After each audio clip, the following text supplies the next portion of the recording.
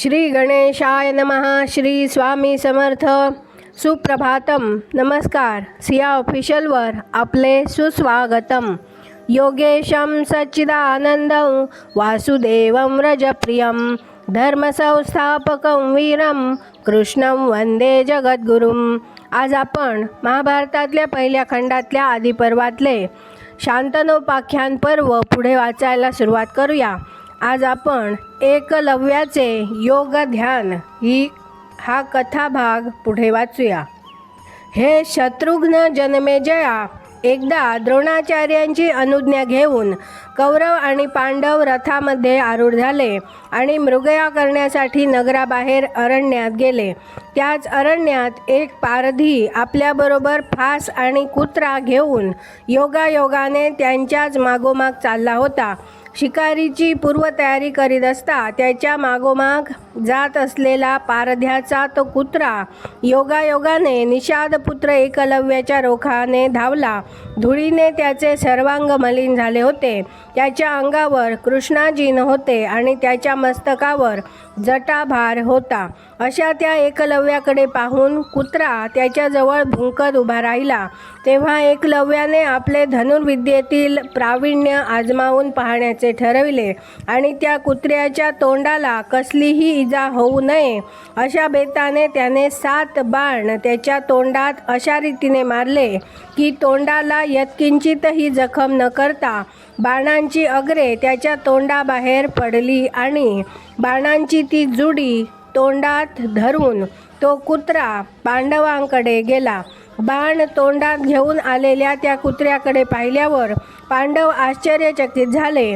एकलव्याचे शब्दवेध सामर्थ्य आणि विलक्षण कौशल्य पाहून कौरवांनी व पांडवांनी लाजेने माना खाली घातल्या आणि त्यांनी त्याची तोंड भरून तारीफ केली. त्या अरण्यवासी एकलव्याला त्यांनी वनात हुडकून काढले आणि तो एकामागून एक बाण सोडीत आहे असे त्यांना दिसले. त्या वेड्या विद्र्या एकलव्याची त्यांना ओळख पटली नाही आणि त्यांनी त्याला विचारले, अरे तू कोणाचा कोण?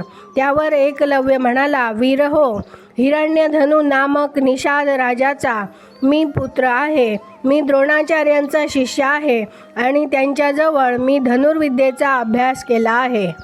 वैशंपायन म्हणाले, तो कोण आहे हे जेव्हा पांडवांना यथातथ्य समजले तेव्हा ते द्रोणाचार्यांकडे गेले आणि वनात घडलेला सारा वृत्तांत त्यांनी इत्थंभूत द्रोणाचार्यांना सांगितला.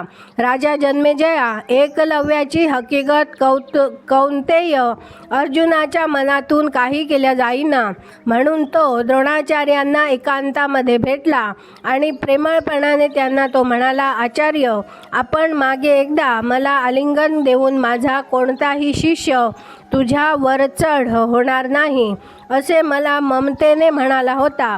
मग निषाद राजाचा पुत्र आपला आणखी एक शिष्य आहे आणि तो माझ्याहून श्रेष्ठ आहे. इतकेच नाही तर सर्व जगात त्याला दुसरी तोड नाही. या प्रकाराचा अर्थ काय? वैशंपायन म्हणाले, द्रोणाचार्यांनी आपल्या मनाशी क्षणभर विचार केला आणि काहीतरी निश्चय करून ते अर्जुनाला त्यांनी आपल्याबरोबर घेतले आणि ते निषादपुत्र एकलव्याकडे गेले. तेथे त्यांना विलक्षण दृश्य दिसले. धुळीने सर्वांग मलिन झालेला, जटांचा भार मस्तकावर असलेला आणि अंगावर धड वस्त्र नसलेला धनुर्धारी एकलव्य बाणामागून बाण सोडीत असलेला त्यांना दिसला. द्रोणाचार्य आपल्याकडेच येत आहे हे त्याला दुरूनच दिसले आणि लगेच तो त्यांना सामोरा गेला आणि जमिनीवर मस्तक टेकून त्याने त्यांना साष्टांग नमस्कार घातला. नंतर त्या निषादपुत्राने द्रोणाचार्यांची यथाविधी पूजा केली आणि आचार्य, मी आपलाच शिष्य आहे असे तो त्यांना म्हणाला आणि हात जोडून त्यांच्यासमोर उभा राहिला.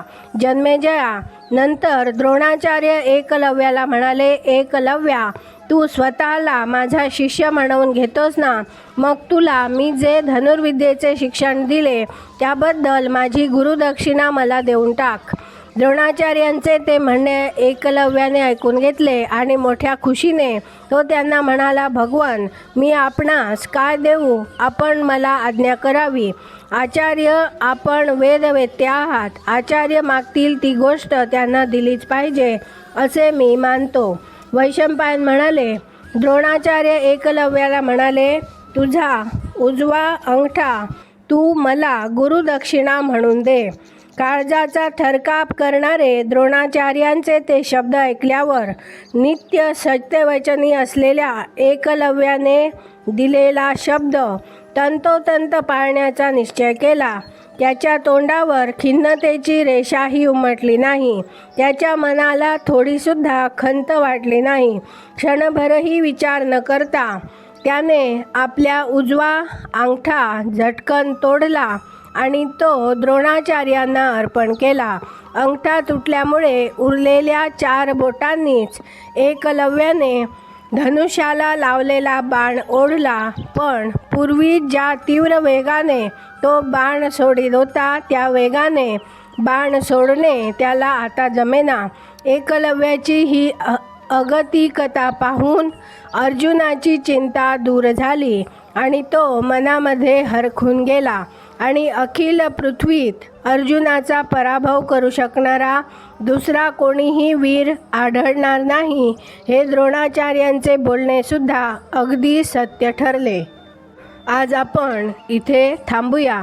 माझ्या सिया ऑफिशियलला सबस्क्राईब केले नसेल तर कृपया आत्ताच सबस्क्राईब करा आणि दररोज महाभारत कथा ऐकण्याचा आनंद अवश्य घ्या. बाजूच्या बेलवर क्लिक करून लाईक करायला विसरू नका. शेअर करा, कमेंट करा आणि राधे राधे लिहायला विसरू नका. धन्यवाद. जय श्री कृष्ण.